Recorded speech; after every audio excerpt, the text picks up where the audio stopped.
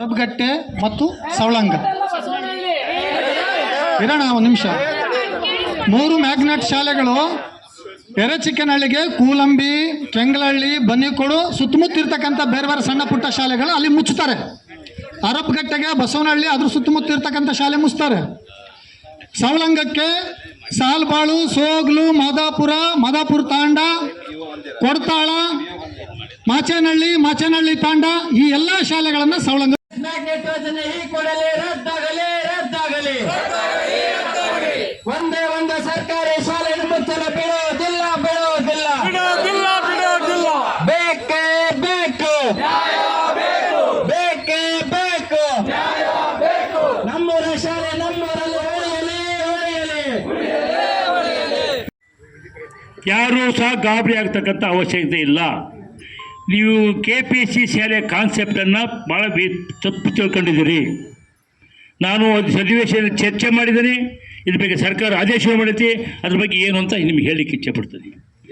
ಇವತ್ತು ನಾವು ಹೇಳಿದಂಗೆ ಖಾಸಗಿ ಶಾಲೆ ಅವಳಿ ಜಾಸ್ತಿ ಆಗಿರೋದು ನಿಜ ಐತಿ. ಅದು ಕಾರಣ ನೀವು ಸರ್ಕಾರನೇ ಅಂತ ಹೋಗ್ಕೋಬೇಡಿ. ಇತ್ತೀಚಿನ ದಿನಗಳಲ್ಲಿ ಪೋಷಕರು ಸ್ವಲ್ಪ ಆರ್ಥಿಕವಾಗಿ ಸುಧಾರಣೆ ಆದಮೇಲೆ ಏನೋ ನಮ್ಮ ಶಾಲೆ ಮಕ್ಕಳು ಕೈ ಹಾಕಬೇಕು, ಇಂಗ್ಲೀಷ್ ಕಲಿಬೇಕು, ಹೊರದೇಶಕ್ಕೆ ಹೋಗ್ಬೇಕು ಅಂತ ಕಾನ್ಸೆಪ್ಟು ಒಂದು ಕಡೆಯಿಂದ ಐತಿ. ಇನ್ನೊಂದು ಕಡೆಯಿಂದ ಸರ್ಕಾರಿ ಶಾಲೆಗಳು ಮಕ್ಕಳ ಸಂಖ್ಯೆ ಕಮ್ಮಿ ಆಗ್ತಾ ಇರೋದು ನಿಜ. ಒಂದು ಕಡೆ ಜನಸಂಖ್ಯೆನೂ ಕಮ್ಮಿ ಆಗ್ತೈತಿ, ಜನಗಳ ಆರ್ಥಿಕ ಪರಿಸ್ಥಿತಿ ಇದೆ, ಆ ಕಡೆಯೂ ಸ್ವಲ್ಪ ಹೋಗ್ತಾರೆ. ತಪ್ಪು ಅಂತ ನಾವು ಪೋಷಕರು ಕೇಳಕ್ಕೆ ಬರಲ್ಲ. ಆದರೆ ಸರ್ಕಾರ KPSC ಶಾಲೆ ಕಾನ್ಸೆಪ್ಟ್ ನಿಮ್ಗೆ ಹೇಳಲಿಕ್ಕೆ ಇಚ್ಛೆ ಪಡ್ತೀನಿ. ಇವತ್ತು ನಮ್ಮ ಸರ್ಕಾರ, ನಾನು 3 ವರ್ಷ ಅನುಭವಿಸ್ತಾ ಇದ್ದೀನಿ. ನಮ್ಮ ಸರ್ಕಾರ ಈ 3 ವರ್ಷದಲ್ಲಿ ಈ ಶಿಕ್ಷಣ ಇಲಾಖೆಗೆ ಸಾಕಷ್ಟು ವಾಯುವ್ಯಯದಲ್ಲಿ 20% ಶಿಕ್ಷಣ ಕೊಡ್ತೀವಿ. ಶಿಕ್ಷಕರಿಗೆ ಅವ್ರ ಊಟಕ್ಕೆ, ಬಟ್ಟೆಗೆ, ತಿಂಡಿಗೆ, ಮಟ್ಟಿಗೆ ಪ್ರತಿಯೊಂದಕ್ಕೂ ಸ್ವಲ್ಪ ಕಟ್ಟಡಕ್ಕೂ. ನಮ್ಮ ತಾಲೂಕಿನಲ್ಲೇ 3 ವರ್ಷದಲ್ಲಿ 180 ಹೊಸ ಶಾಲೆಗಳನ್ನು 13.5 ಲಕ್ಷಕ್ಕೆ ಒಂದು ಬಿಲ್ಡಿಂಗ್ನಾಗ 180 ಶಾಲೆಗಳನ್ನು 3 ವರ್ಷದಲ್ಲಿ ಕಟ್ಟಿಸಿದೆ.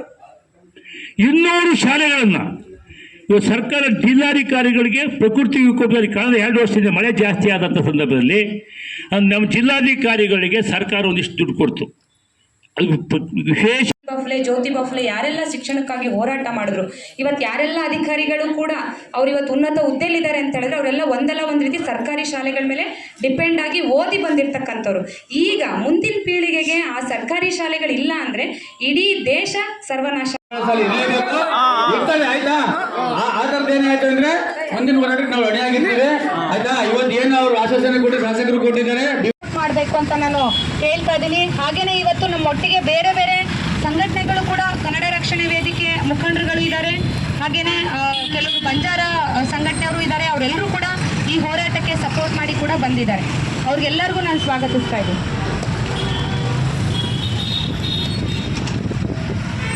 ಬಸವನಹಳ್ಳಿ ಊರಿಗೆ ಯಾರೋ ಒಬ್ರು ಬೇರೆ ಕಡೆಯಿಂದ ಒಂದು ಸಂಘಟನೆ ಬಂದು ಎಚ್ಚರಿಸುತ್ತೆ ಅಂದರೆ ಅದು ಅವರ ಶ್ರಮ. ಇವತ್ತು ನೀವು ಮಾಡಬೇಕಾಗಿರೋ ಕೆಲಸನ ಅವರು ಇದರಲ್ಲಿ ಮಾಡ್ತಾ ಇದ್ದಾರೆ.